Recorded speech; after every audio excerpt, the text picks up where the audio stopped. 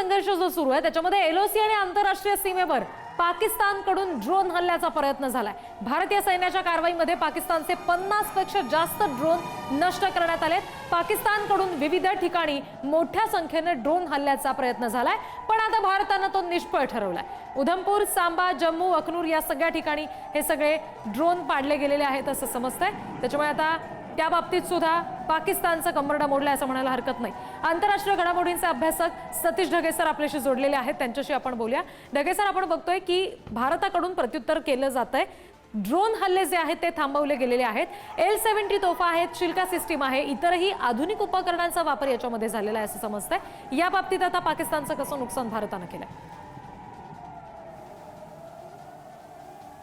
नक्कीच पाकिस्तानचं मुख्य नुकसान तर हेच झालं की एवढ्या मोठ्या प्रमाणामध्ये ड्रोन त्यांनी जे आहे भारताच्या हद्दीमध्ये पाठवले आणि एक एक ड्रोन जे आहे ते लाखो रुपयांचं असतं। हे ड्रोन जे आहे आपण न्यूट्रलाइज करण्यामध्ये यशस्वी झालो। म्हणजे मुळात हे ड्रोन न्यूट्रलाइज केले म्हणजे काय केले, एकूणच ही एअर डिफेन्स सिस्टम जी असते त्या एअर डिफेन्स सिस्टममध्ये रडार असतात, सेन्सर्स असतात, कमांड अँड कंट्रोल सेंटर असतं।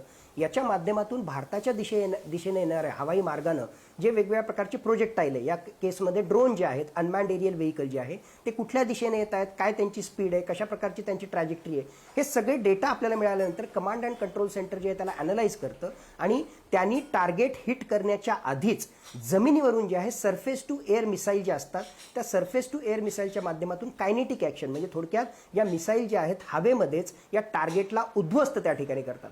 म्हणजे ड्रोन जे आहे एवढ्या मोठ्या प्रमाणामध्ये उद्ध्वस्त त्यांचे केले गेलेले आहेत आणि मुळातच त्यांचा एकुलता एक हा जो आहे महत्त्वाचा ऑप्शन त्यांच्याकडे उपलब्ध होता की सैनिक तर पाठवू शकत नाही, कारण सैनिक पाठवल्यानंतर जे आहे भारताच्या हद्दीमध्ये जर ते घुसले तर त्यांचे काय हाल होतील हे आपल्याला त्या ठिकाणी माहीतच आहे। पण कमीत कमी ड्रोनच्या माध्यमातून तरी काही आपण नुकसान करू शकू असा त्यांचा कयास त्या ठिकाणी होता। पण आपली एअर डिफेन्स सिस्टम मजबूत असल्यामुळे जी बातमी तुम्ही सुद्धा दिली की साधारणतः 50हून अधिक अशा प्रकारच्या ड्रोनला आपण न्यूट्रलाइज केलेलं आहे। आणि बाय द वे ड्रोन कुठे कुठे त्यांनी हल्ले केले आतापर्यंतची जी माहिती आली, लिटरली लेह लद्दाखपासून लद्दाखमध्ये लेहला त्यांनी त्या ठिकाणी टार्गेट करण्याचा प्रयत्न केला, काश्मीर व्हॅलीमधल्या वेगवेगळ्या जागा त्यांनी टार्गेट केल्या, जम्मूमधले मॅक्सिमम तुम्ही जे नावं सांगतायत अर्निया असेल, सांबा असेल, अखनूर असेल, मॅक्सिमम जम्मू युनिव्हर्सिटी त्या ठिकाणी असेल, जम्मू एअरपोर्ट असेल, या मॅक्सिमम जे आहेत जम्मू सेक्टरमधल्या या वेगवेगळ्या प्रकारच्या जागा त्या ठिकाणी आहेत। आणि म्हणूनच मोठ्या प्रमाणात असे हल्ले केल्यामुळे जम्मू काश्मीरचे चीफ मिनिस्टर ओमर अब्दुल्ला आता जम्मूकडे त्या ठिकाणी जात आहेत। आणि फक्त जम्मू काश्मीर पुरताच किंवा लद्दाख पुरताच मर्यादित न राहता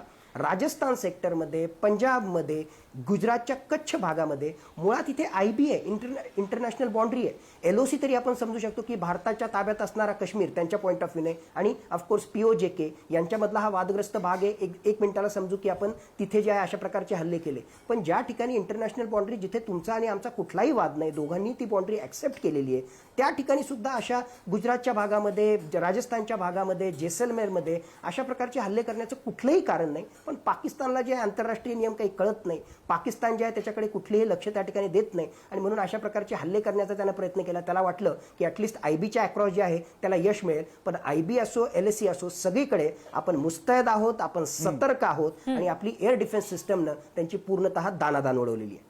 बरं, खूप खूप धन्यवाद सतीश ढगे सर, तुम्ही अगदी सकाळपासून जोडलेले होतात आणि अतिशय महत्त्वाचा तपशील, महत्त्वाचं विश्लेषण हे पुढारी न्यूजच्या प्रेक्षकांपर्यंत पोहोचवलं त्यासाठी आगी